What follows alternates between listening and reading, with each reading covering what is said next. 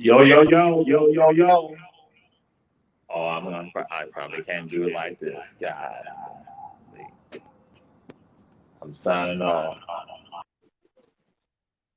Yo, yo, yo, check this out. Check this out. This is Jamal. Run, tell that. Run, tell that. We in a very special place. A very special place right now. I swear to God, we in a special place. And bam, y'all see who it is? Because many of y'all been asking about it. Y'all want to see. He is right here. The Gullahsmith, the man, the legend. He ain't no mythology because he's real. Bam, I can touch him. I can touch him.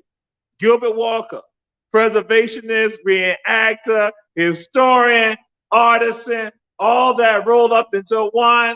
A community man. We are glad to be here in his laboratory. We're in his laboratory. Gilbert Walker. Glad to have you here on Run Tell That. Again, to those of you checking us out, share this information. Now, Gilbert Walker, what we got to do before we roll into some of this other stuff, because people want to see all this right here. They want to see all this and understand what's going on. But we going to ask you, who are you? Well, one, I'm a Gullahsmith. A lot of people don't know what is a Gullahsmith. First and foremost, I am a blacksmith. I chose the name Gullahsmith because of the fact that there aren't any more African American blacksmiths. At least I found at least 13 guys since I started in 2004. So I had to come up with something very unique as far as the name.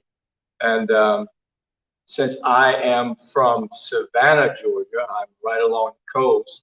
And my family happens to be those Gullah Geechee people. I figured, I stand out amongst a lot of people.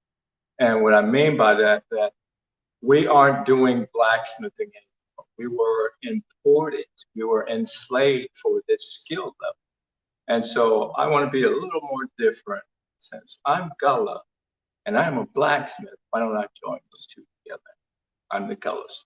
All right. You got that. You got that. So now we're gonna ask you, who are your people? That what we doing. One tell that. Who are your people? From Hilton Head, South Carolina. My people. Greens out of Hilton Head, and you had the Robinsons out of Walterboro, South Carolina. My mother was born here. My father was born and raised there, and so I'm from Savannah, but my people are from South Carolina.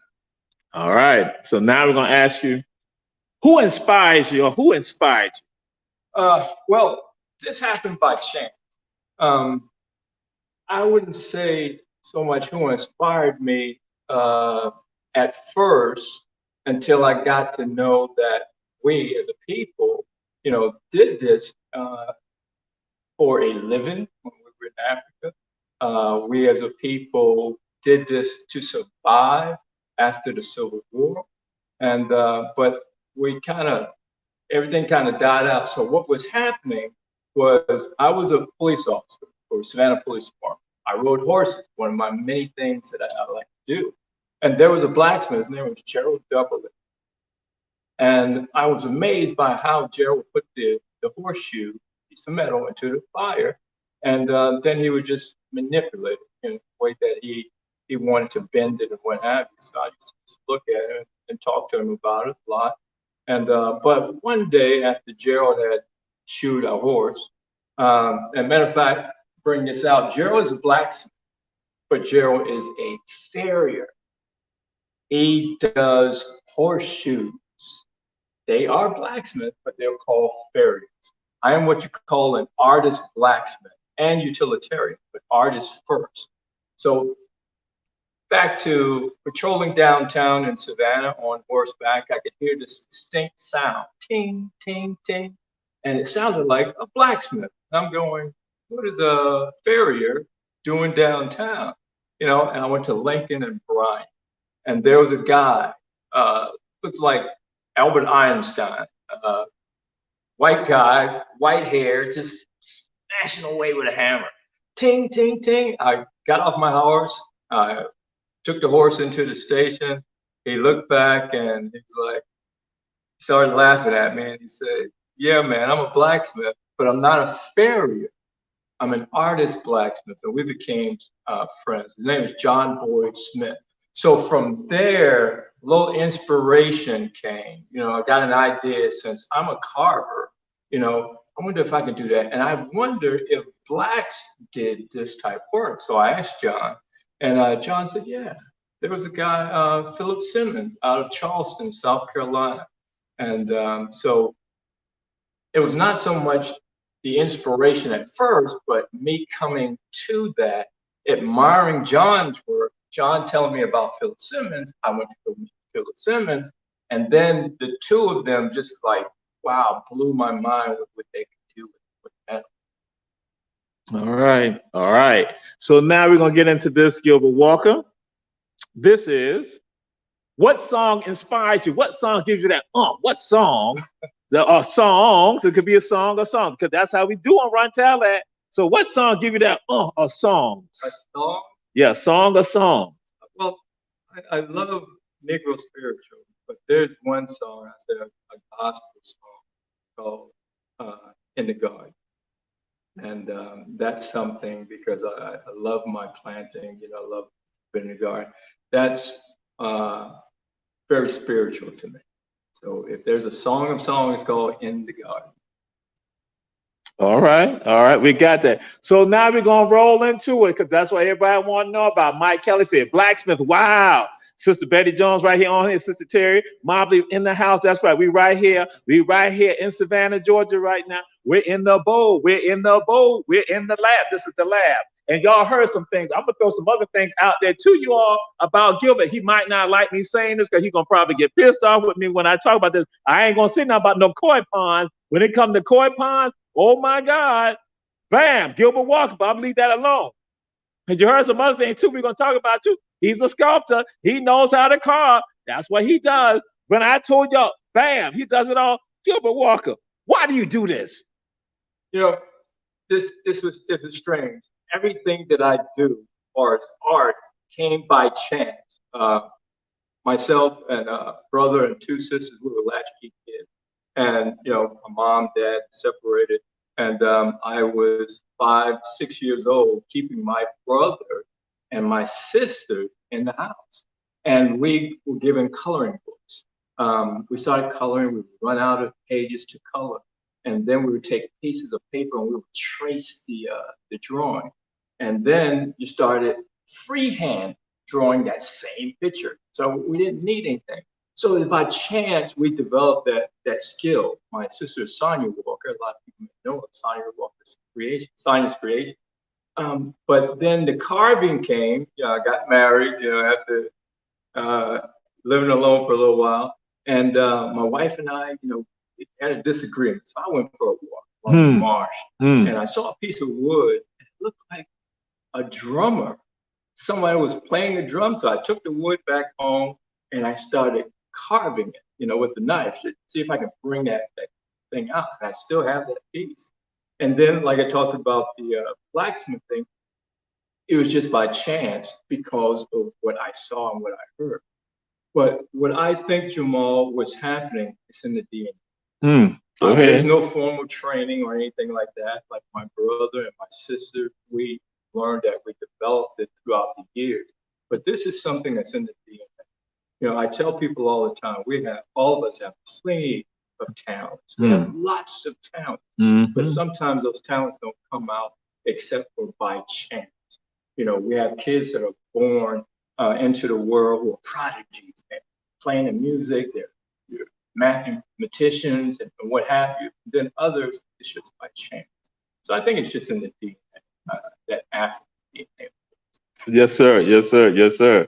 Cecilia, glad to have you here. Sister Henrietta, glad to have you. And Terry Mobley saying, this is just amazing, African-American blacksmith.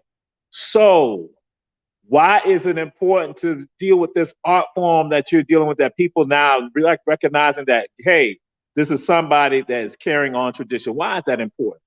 Well, one of the things, that's a good question. It's important because we were actually enslaved. You know, when the world came to Africa to learn, and they came in there and we welcomed them. The Africans welcomed them. And then they went out back to their countries and they came in, they took what they wanted. But these people were just like anybody else. They were people. They were doctors, they were lawyers, they were mathematicians, you know, they were fathers, they were mothers, and what have you. But these people were talented.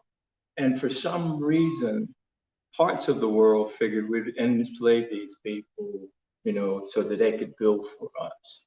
It is important to me because with the art of blacksmithing, I want to show that these were people. I want to show the many talents that these people had inside. They weren't slaves, they were enslaved.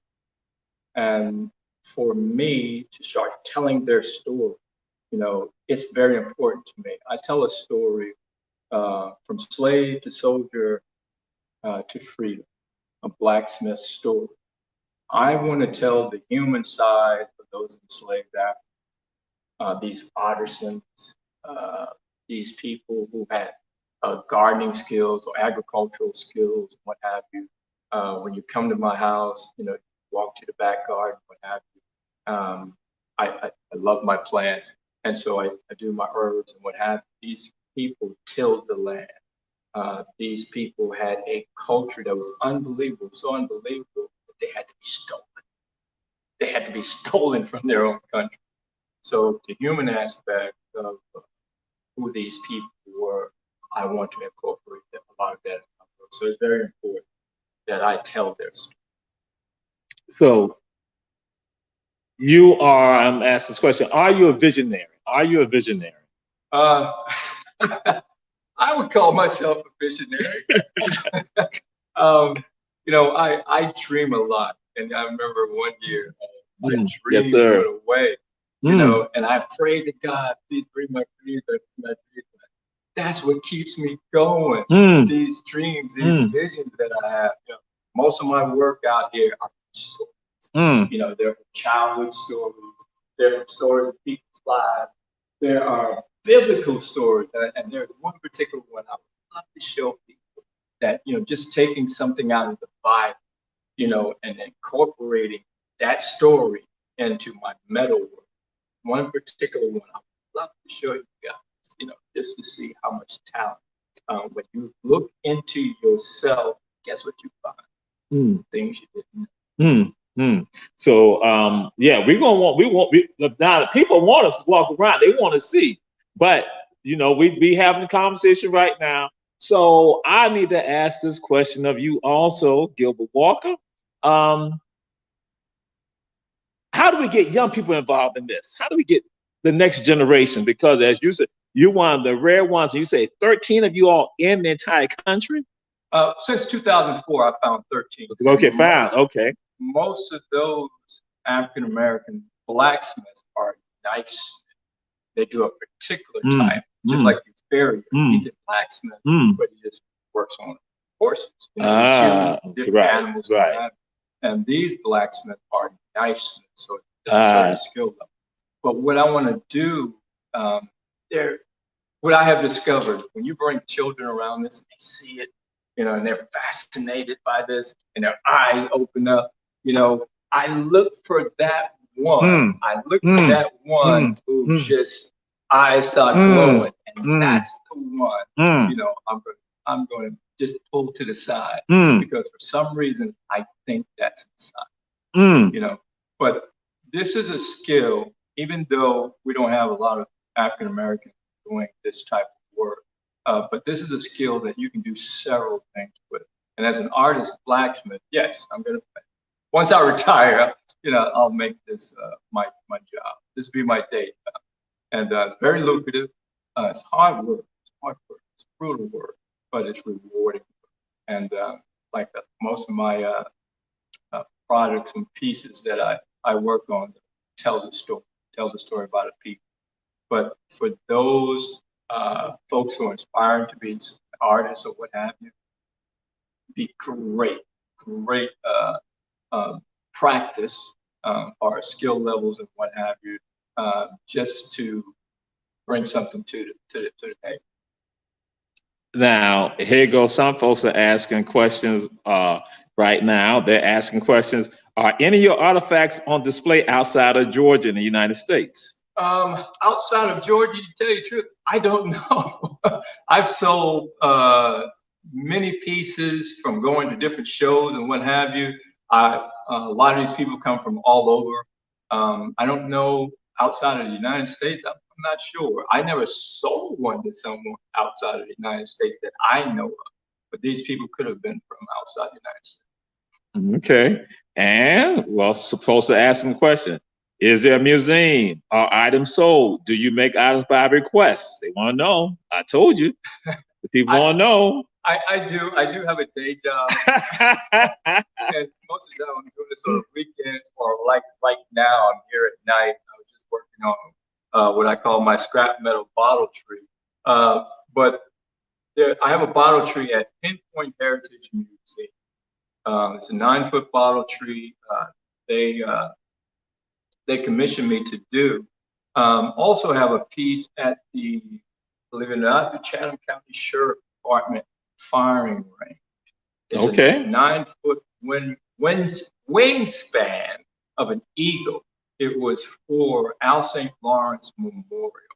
And it has an old-time Western badge on it and an olive branch. There are several pieces that I've sold to people, like wine racks. I love muscadine vines. I love doing nature. So these things, I'll sell to people. Or oyster shuckers made out of railroad spike. That's a gimme too. People love those things. But most of the time, I'm doing things on the weekend because, like I said, I have a day job. And Reverend Betty Jones said her grandfather was a smithy, was a blacksmith. Reverend Betty Jones right here. So yes, So people are excited because you're preserving something, and especially when we go and talk about saying, what are our young people? How are we invoking them into this right here? Because that's important with regards to all of us. Because that's why when I share with y'all, Gilbert is also a preservation. He is preserving a part of our story, a part of our culture that is essential. So it's not just he's an artist, but a preservationist and a historian. So that's why it is so key and so important about the work that he's doing. This is not just something that's fanciful. This is something that is real and factual that we need to have. And so that's why we're proud with regard to the things that he's doing with regards to this art form. And so just to throw something out there, for some of y'all, I'm going to tell y'all, it is something called Nyama. That's Nyama Kala, and some say W. Yamakala. When he talked about the profession of Africans on the continent, the Yamakala was tied to the force called Nyama, Nyama. That is a force that is unharnessable. It is almost like a Jinkin warrior. It's like Jinkin warriors, because you can't control a Jinkin warrior. Just to let y'all know that you can't control them. You can control everybody. A Tomkin Wolverine, you can control them. You can control them. Beach-High Bulldog, you can control them. Savannah High Blue Jacket, you can control them. Saucy Johnson Ashford, you can control them. Winter Forest Night, you can control them all the time. Islands in New Hampshire, yeah, y'all definitely can be controlled. But you can't control it. But you gotta have somebody to come along who can control it. And one of the people who can do that is the blacksmith, the Yamakala. So this force, this uncontrollable force, that one he talked about with regard to hearing that ting, ting, ting, and he was amazed at how this metal is not being molded and shaped. That's the power of the smith. And so what he is doing something that goes back centuries, centuries. This is not something that's say 600 years ago, excuse me, 400 years ago, 300, 200 years ago. This is going back centuries. So what you're looking at, he is a living link to that story. That's why we want him to be on Run Tell That. We want y'all to share this right here about my brother and let y'all know that he is my cousin also. So that's a shameless plug for our family because that's what it is. He is the blacksmith. I'm the wordsmith. So that's what happened. And we got Debbie Williams Walker. She is up there saying that her family also tied to smithing because they say a lot of y'all got it. And so now, guess what? We can tap the power within him so that way it can continue on the next generation. That's what this is about. My brother, absolutely honored to have him because he's doing something going back centuries. And just to let y'all know this, Gilbert also can sing. Just to let y'all know that he can sing. He can draw. I'm just letting y'all know he does a bunch of stuff. So when it comes down to it, that vision that he talked about, that vision, I was touching my head, that vision that he was talking about, he able to manifest it because he's able to bring it out. And that's what all of us got to do, those divine purposes. Right. So my brother, that's why, again, it's an honor to have you on Run Tell That. And we got, again, our family on Run Tell That who are all inspired by what you're saying. And so that's what it's about. So anything you want to take us to in here? Because again, we're here. We're in your laboratory. Yeah, let me introduce you to some of the work that I'm doing. And like I said, these people were dehumanized. And I want to bring back, that humanization, show you some of the art that I know that these people were into because these people of the world were amazed by the Africans and their sense of value, their sense of family, their artistry. And this was known throughout the world. So let me take you over here and show you some of the things that we're doing and what I'm trying to introduce back into African society, just to show how great these people were. And now here go Reverend Betty Jones said that we need to teach our children the crafts of our forefathers, what they did. Then here go Debbie Williams. She want to talk about her great grandfather was a blacksmith and he learned the trade, And so again, but then she's trying to say nobody can control me. That's a lie. Don't talk about me right now. I got family here. Bam. Yes. Well, this is a piece that I'm not doing for anybody in particular, but this was from a dream. This was from a dream. I do reenactments. I also do movies that basically depict slavery. And this was something that I came up with. This is called Faces in the Wreath. As I go along, I'll put certain things together. I'll put pieces together. Like I said, it's not for anyone, but it's a story. Here you'll see the vines, the vegetation, and everything that's in here. And I'll put more elephant leaves up here, but it'll be huge. And these vines right here go to muscadine vines. But what we have here, you'll see one face, but there are three faces that go along with this. And in this, you have, why I call it Faces in the Wreath. The story is you have three enslaved Africans that escaped from the plantation and they went to the marsh to hide. And in that, they actually died. Okay, you can still see the chain that will connect them. But they found that they thought it would be so important to them that they would rather die in the marsh to be free than to be in chains. So you'll see their faces, so three faces in here, see more muscadine vines, and you'll actually see a snake in here. Since they went to the marsh, that's a dangerous place to be. You know, you have poisonous snakes, you have crocodiles, you have spiders that are deadly. But these three escaped to the marsh where they actually died. And the faces, even though this one is not made of stone, I have one just like it and two others that are made of stone that I basically molded. The artist, his name is James Felt. This is his work.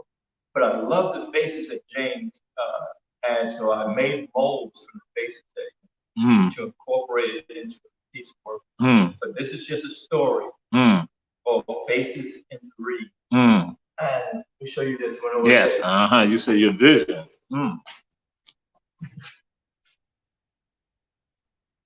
This is another project that I'm working on. I don't know if you guys can see it very well. Usually I have a background here. But this is a gate that I'm doing. And this particular one is supposed to go to a cemetery. But you will see the vines that are going here. Like I said, I love doing nature, you know, vegetation and what have you. But these are vines that will extend into here and all over the gate. This particular gate goes to a cemetery. But now look, you have two Adinkra symbols. And if you are familiar with Adinkra symbols,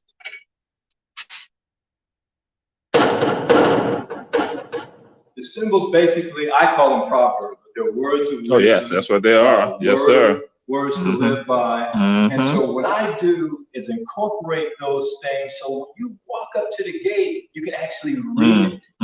It'll tell you a story, so to speak. And in these stories, this is our culture. So taking these ideas, the culture, African culture, and putting them together so we can be exposed every time. Every time. You know, this is what we need in our home to be exposed to our own culture. We need to see this in our yards. Yes. You know, I found out something. But this one right here.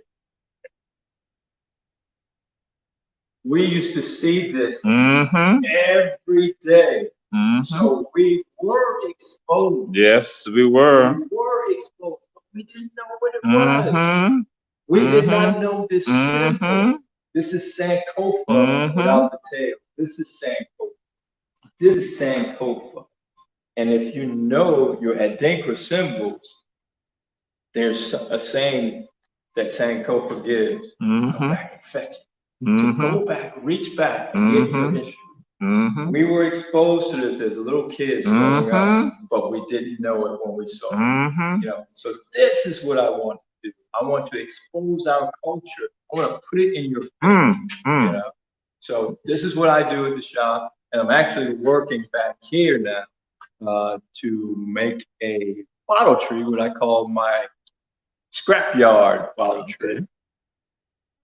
Yes, indeed. And now just to throw us out there to you, those of you part of the Run Tell That family, what is going on here, that this symbol, and some of y'all know about furniture, and y'all might know about a famous furniture maker that comes profitable, in North Carolina, well known in North Carolina. That's some of the best furniture.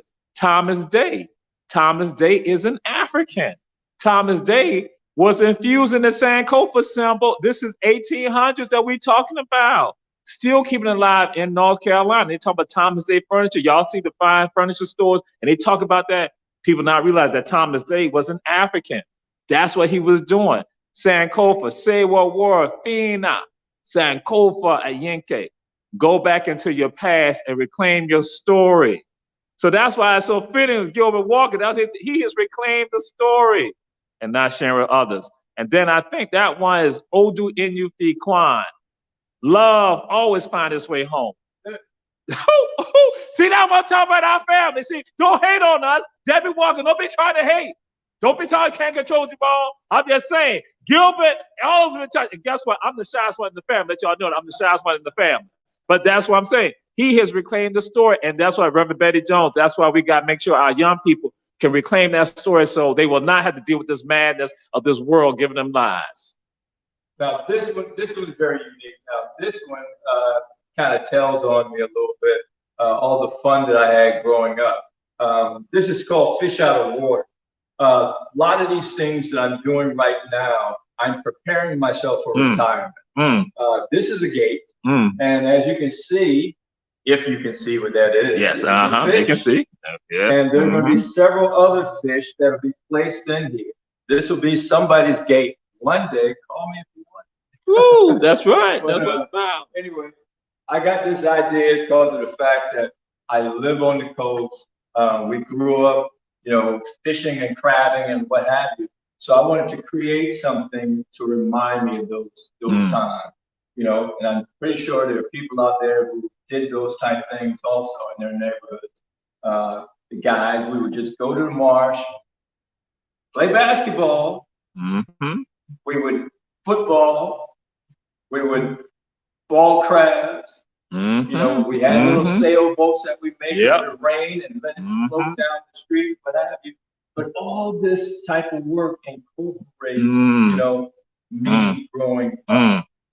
Me growing up. Yes, sir.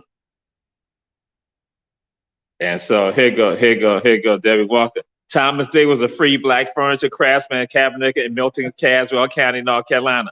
Born. Okay, I had said that. See, you had to check behind me to make sure I was telling the truth. But yes, that's right. And so that culture and the history. And so this right here, I'm gonna come close on that so folks can go and see again this work, this piece right here. Now this is a piece I love telling the story about. In fact, let me bring that out. Now this is a piece called Aaron's Rod. If you could see it, this part of it looks like a staff, like a wooden staff. Yes. If you guys could look at this, see some of the notches from the branches and what have you. But if you look at that texture or what have you, it's kind of rough, just like you would have a branch or what have you. But as you come up, you see that branch is turning into a snake. You see nice green eyes right there. Well, this is Aaron's rod. And this is one of your stories out of the Bible. And I did this one day when I was invited to Charleston, to the American College of the Building Arts. And I wanted to tell a story from, something just to show a skill level. So I wanted to tell this story about Aaron and Moses, how they laid down their cane, their staff, and it turned into a snake. And now there's a message in this also go ahead. that I always tell. And it's about good snake, bad snake. I'm not going to tell the whole story because, especially for you Christians, you should know the story. That when Aaron and Moses laid down the rod, they laid it down before the Pharaoh. And what did their snake do? They swallowed the snake of the Pharaoh. Now you tell me, if God used a snake to show his power, what is that? A good snake or a bad snake? I think it would be a good snake if God. But this is the skill level I'm talking about. I use a piece of metal to depict a story out of the Bible. That was the skill level of these Africans. The world marveled at their craftsmanship. Things like this I want to bring out and tell about those people. But it goes on. The skill levels of those Africans, is in our DNA. Yes, sir. Yes, sir. Yes, indeed. Yes, indeed. And to throw something out there to some of y'all, again, to run tell that family what's going on with regards to snakes. For some African people, under tradition, mythology, the snake is a messenger of God. The snake is a messenger. That's why we don't look at the snakes as being evil. When you talk about what was it was a serpent that was in the Garden of Eden, a serpent. It is not a snake. So for some African people, traditionally, the snake is a messenger of God. So when Gilbert just said that, I'm like, again, what he's talking about, he's tapping in, he's tapping back centuries with regards to this. And talking about the snake, if Jamal would hand down and show the floor, we're standing in a river, a dream that I had. Okay. Where it was a river of snakes in my dream. And they were just traveling peacefully, and it was just so beautiful. And then across the river were elephants. The elephants were just marching across. And I thought it was so beautiful to see that. And this happened years and years ago. So I said, once I open a shop, I'll just kind of depict that on my floor. I'm going to have to say something to you, my dear cousin. We can no longer talk about snakes right now because Dr. Tanya Howard Hall, our school board representative, she is from FAMU, and so now she's talking about good snakes. No, we're not talking about no good snakes from FAMU. So again, we're gonna leave that alone. I just, but if you gotta talk about snakes, you can go ahead and talk about it. But I'm like Dr. Tanya Howard Hall, no, ain't no good snakes at FAMU. That's all different. And so I'm gonna say to the Deltas who are on here too, don't get the big head because Gilbert got elephants right here. Don't get the big head because see, I already see what's happening. But again, run tell that. So yes, indeed. Hey guys, you follow me to where the real magic. All right. Right now, you're in my shop. We were just in what I call my studio part of the shop. Okay. This is where everything happens right here. I'm working on what I call my scrap pieces. I'm taking some scrap pieces to produce a bottle tree. All right. And these are just pieces of metal that I've used on other projects or what have you. And I'm reforming them, repurposing them, so to speak. Even this piece here that I got off an old piece that I found years ago. It rusted out and what have you. So I wanted to just take it apart and start forming some things. I just started working on it. As you can see, we got our first bloom of bottles here. All right. I'll have branches coming out from here, different directions and what have you. And hopefully I'll be finished with it, I'm hoping, by next weekend. Oh, I'll get a lot. Okay. But you have Sankofa standing by. This is a piece that I'll add to it. Along the bottom, after grinding out everything and trying to get it set, I'll put grass down here. So Sankofa will be standing in the grass, under the bottle tree. But guess what else is going to be down there? What else? The king snake. And you know what I called that? A snake in the grass. Okay. But it's a good snake in the grass. It's a good snake in the grass. Remember, a king snake. Look up king snakes and see how That's big right. they are. That's right. It's not a FAMU snake, just to throw that out there for some people. But also, I'm working back here to I have to ask you a question because some of the listening audience and viewing audience, you just said something about bottle tree. Why are bottle trees significant? Because we can't let that pass because you said it. And somebody might say, bottle tree? What's a bottle tree? So why is bottle tree significant? Well, in the African culture, there's some significance in reference to the bottle and the color itself. If you guys have heard of the ants, or the hag riding your back and what have you, yes, sir. These are supposed to be mischievous spirits that came into the house, yes, or sir. that wreaked havoc, coming through there. And we've all heard those stories. So a lot of the bottles were hung in trees in order to fascinate these ants or ants from coming into the house. Yes, sir. And when the sun rose, yes, sir. They would come inside the bottles and what have you. And it would be the ants or the ants would be captured. So this is part of your African culture. Are there evil spirits or are there mischievous spirits running around the house? I don't know. But guess what? I love developing these trees. That's right. I love creating these trees because it's part of the culture. It's one of those folklore. That's right. That's If right. I ever woken up and the hag was riding my back, I know I'd have this stuff on the side of my mouth.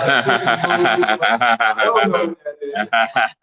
So yes, indeed. And so that's why the hanks have to be gone by day clean. So now y'all begin to understand some of this. That's right. It resonates. But this is one of my newest forges.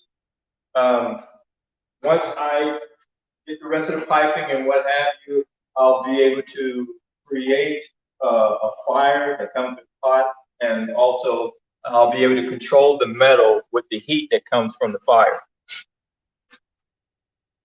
So this is still a work in progress here.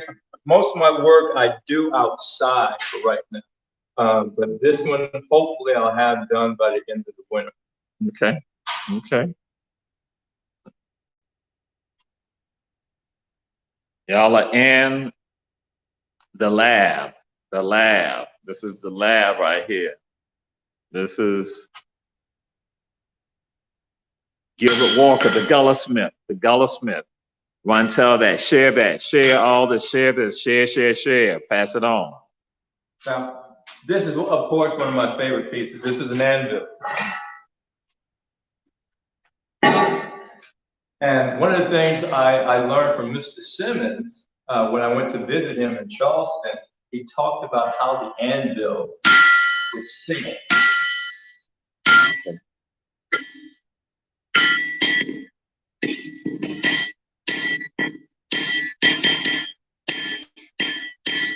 Hear that pinging sound? Yes. That's the sound of the anvil. I love that sound. Okay.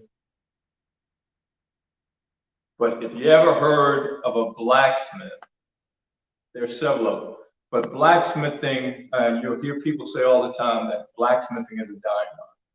Blacksmithing is not a dying art. I've gone to several schools where you have people who are learning about blacksmithing. You have guilds dedicated to teaching blacksmithing.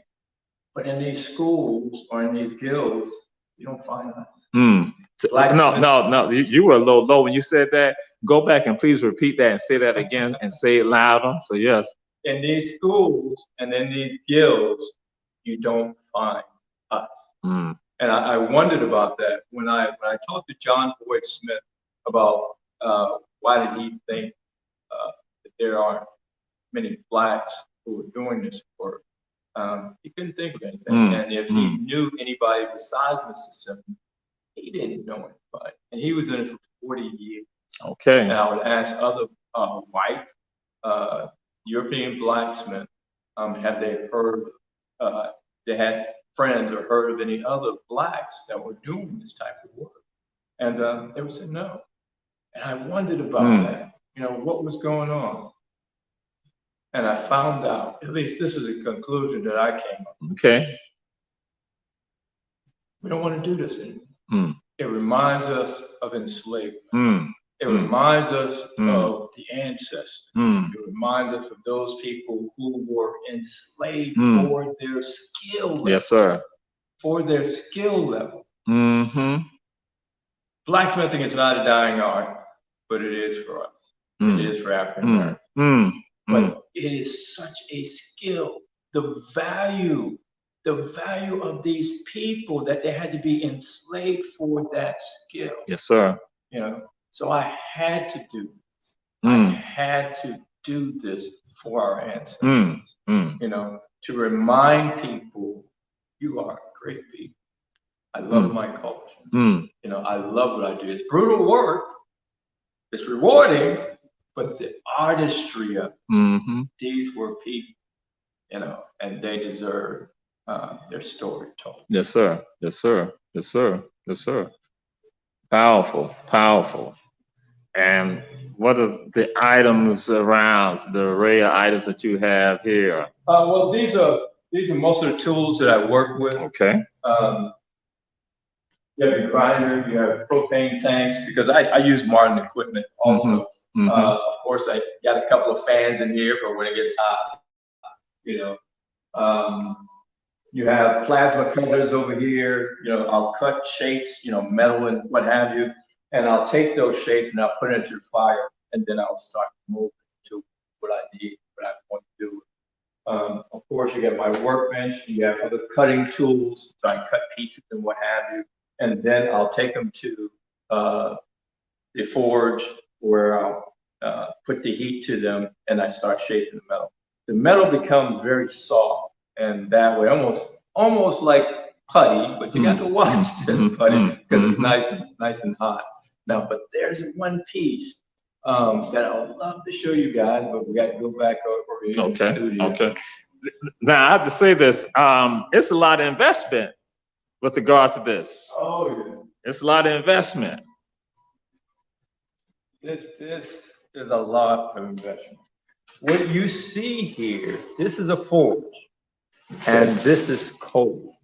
A lot of y'all don't know about coal, but this is coal, and this is what I use along with sometimes propane or what have you.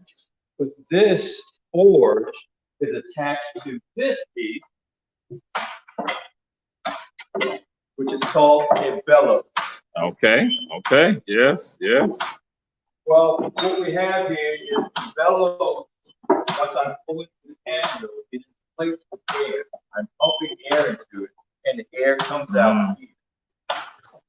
The air comes out here, and with this air or oxygen, this is how I maintain my fire. Feel the air coming out. Now, this piece I built with the help of a blacksmith named John Roberts, and we worked with the Coastal Heritage Society, and we worked in the blacksmith shop there. And mainly it was for tourists and what have you. We made stuff, utilitarian tools or art tools or what have you. John was a utilitarian first, an artist second. I was an artist first, utilitarian second. And we would use the bellows there, but it was not like this. This particular bellows I actually take when I'm going to the plantation. I work with a group called the Slave Love Project. And what we do is we tell the story of those enslaved Africans when they were on the plantation. We'll come on Friday, we'll spend the night, that Friday night in the slave cabins, and we'll rise in the morning and we go out to do our chores. And so this bellow and forge would be similar to what they enslaved people would use, to do their work. One fascinating thing about that, the first time I ever slept in a slave cabin, I stayed awake. I see. I wanted to see what I was seeing, not seeing, what I could feel. I wanted to, and it was cold that night, and I wanted to just stay there, just to feel, maybe I could feel what they were feeling. Yes, sir. The drafty air coming through the floor, the air coming through the sides, in the small space. A lot of them were small spaces, but you had 10, 13, 14, 15 people, 18 people at some of the plantations crowded into one room. But this story has to be told. And I'm one of those people who likes telling that story because I think so highly about people. Yes, absolutely. Absolutely important. These were the best of the best. In the Middle Passage, several millions of people died on that trip over here. They were the best. Who survived, they were the best of the best. That's right. And now we're here telling their story. So we're survivors of the best of the best. That's right. And if we don't do something to help tell that story, guess what's going to happen? We're going to die out, and it's never been known about these people. That's what's going to happen. So I must continue to tell this story. And for some reason, the blacksmithing is one of those things that absolutely. It's in the DNA. Yes, that's right, in the DNA. And then guess what? Let y'all know, I'm come take a close-up shot of this. Again, you see what's there? It's the snake. That's right. That's right. Yeah, this particular handle, I was at Old Fort Jackson, And this is where John and I built the part of it. And I needed to have a shaft to move this with. And I was driving and I saw something that looked like a snake in the tree. It was the branch, the limb of a mulberry tree. Okay. So I got up there, took my saw out of the truck, I climbed up in the tree and I cut that branch. And so this is what we have. And from my carving, this is a little more playful with the bulging eyes and what have you, but it still resembles a snake. And Jamal saw it right away. That's the first time that he's seen it.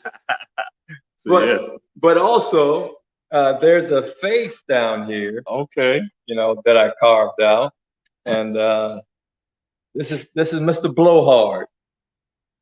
So a lot of the Africans, and what I found out on several of the trips to the plantations, what I found out that the blacksmiths have their own signature.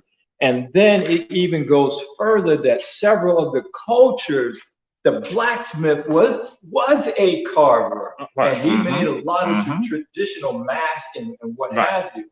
So even though I came up, carving came to me first, then came the metal. Right.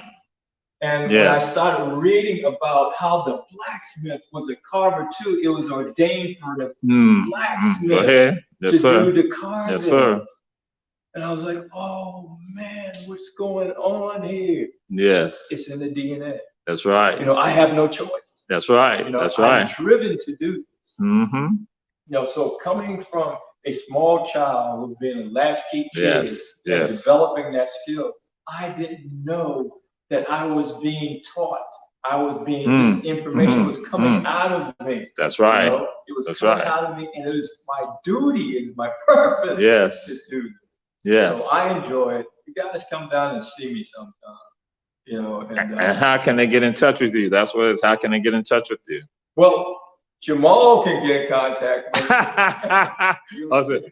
So contact me. So then that way I just funnel it on to you. So that's why I do that. Yeah, like with Coach Sam Carter, I do the same thing with them Savannah High people. They always going to use me to do that. So yeah, so again, because we do have some people. That's what they want to do. They do want to get in touch with you. So that's why I say Tanya and all y'all, Sister Betty, all y'all, hit me up. You know, via Run Tell That. Or just Amir Toure, Facebook, then we'll go ahead and get that coordinated for you all. So yes. Also, Facebook, and I just started a YouTube channel where I'll actually start telling the story from slave to soldier to freedom, a blacksmith story. And you may see some spirits walking around. That's right. That's all good. That's all good. Always with That's right. Absolutely. But those are two other ways we can get in contact with. Just leave a message or what have you. Like I said, I don't do this full time. I do it on the weekends. I'll take weeks off sometimes from my job just to go around the U.S. With the Slave Dwelling Project. And like I said, I do movies. I got 6 movies under my belt, but they all incorporate the telling of our story. And I refuse to do any other acting or what have you, except for that, because I need to do my part. I need to help to tell this story. Matter of fact, the first movie was Forrest Gump. And I'm not going to tell you how, just like I said, all of them had something to do with slavery. What in Forrest Gump, the movie Forrest Gump, had to do with slavery? You're going to send them to go look at it. Yes. Yes, indeed. I'll give you a hint. Bubba goes back to enslavement time about how his great-great-grandmother served shrimp gumbo.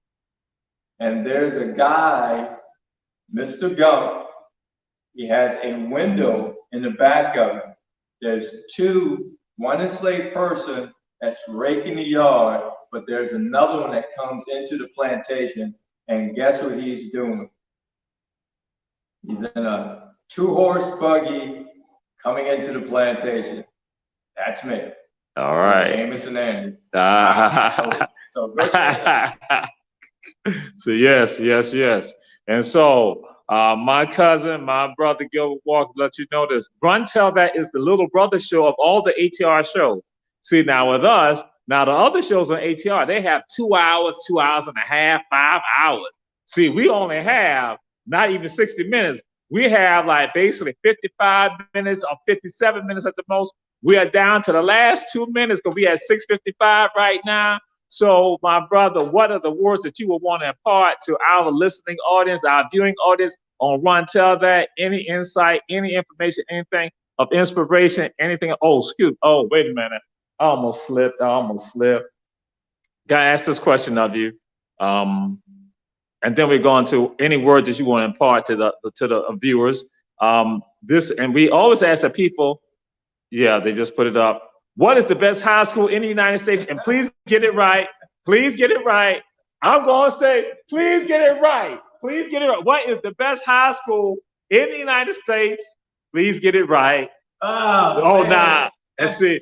And they got numbers. They got Savannah High number 3. They got Johnson number 5. Windsor Forest number 6. Groves number 7. Richard Arnold number 8. And so I'm just saying, and everybody else high school number 9. So please get it right. What is the best high school in the United States? First of all I'm gonna have to say is I went to the high, and all I have to do is say the high, and everybody knows who the high. But I heard say that they wore red. I don't know. I don't know who they are, but so ain't no talking. Just let y'all know that. So any inspiration you want to leave with our folks on Run Tell That. So yes, sir. Yeah, we are great. We're great. I love my culture. For those of you who don't have your culture in your home, but you want your kids taught certain things. You ever heard of osmosis? Sometimes being around things, you may enact a spirit just by chance of going to see your culture. You may enact something in your own child. So I really encourage a lot of you parents, people who are watching, take your children to some of these museums. Tell them about the great things yes, sir. that your people used to do, your people are doing, but be sure you tell them that they are great. That's important. Yes, indeed. So that is the only thing I would say that would inspire me, to have courage, to believe in myself, is to know who I was. Powerful. And Reverend Betty Jones, we say thank you for that. And for Debbie Walker, guess what? Wrong. Ain't no Lucy Laney. You were absolutely incorrect. Wrong. And so, yes. So next week, we're going to have Coach Sam Carter edition on Run Tell That, another Savannah High Blue Jacket, the high, they're going to call it. So we're going to do that. We're going to be with the nervous system on next week. Check us out. But glad to be with the great artisan, the preservationist, Gilbert Walker. Proud of you. You are an inspiration to all. And again, if you want to get in touch with him, hit us up so we can pass it on, because we're a conduit. That is, we're a vessel to share this information. So again, to all of you, enjoy yourself and uplift yourself and someone else. Do something each day of your life that will help inspire or lift someone else up. That's what we say. And yes, Queen Quet will be here tomorrow at the Ships of the Sea Museum at 6:30. Queen Quet will be here. And so we're going to be back for her show. So I'll have her on the show in the first week in December. Again, on Run Tell That. Again, glad to see y'all here, because the Mr. Producer, they're about to cut us off. Because again, it's 58 and 53 seconds. Now 55. They about to cut us off. So we can go on to the rabble. We got to move on to the rabble. But check out the rabble. But share this information. Gilbert Walker, glad to have you. And this is not going to be our last time here. We're going to come back again, because we got to talk about the coins and everything else that he's doing. I ain't want to get into all that. Appreciate you all. Happy Veterans Day too. Peace and blessings.